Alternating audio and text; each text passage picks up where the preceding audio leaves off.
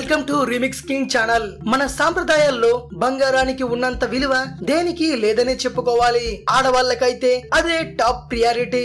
అయితే బంగారం దొరికితే ఇంటికి తీసుకెళ్లొచ్చా లేదా అని చాలా మందికి అనుమానం. ఎందుకంటే కొందరు బంగారం దొరికితే అది తెచ్చుకుంటే మంచిది కాదని అంటారు. మరికొందరు బంగారం కనక మహాలక్ష్మి కాబట్టి తెచ్చేసుకోవడమే మంచిది అంటుంటారు. బంగారమే కాదు, మనది కానిది ఏది కూడా మనం తెచ్చుకోకూడదని ధర్మశాస్త్రం చెబుతోంది.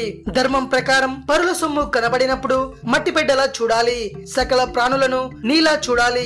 అంటే ఏం చేస్తే మన శరీరానికి హాని కలుగుతుందో ఆ పని చేయకూడదు. మనకి దొరికినప్పుడు ఉండే ఆనందాన్ని అది పోగొట్టుకునే వారిలో ఉండే బాధతో పోలిస్తే వాళ్ళ బాధ ఎక్కువ అనిపిస్తుంది. అలాగే మనది కానిది మనం దాచుకున్నప్పుడు కలిగే ఆనందం కంటే ఎదుటి వారిది వారికి ఇచ్చేసామన్న ఆనందం ఎక్కువ తృప్తినిస్తుంది.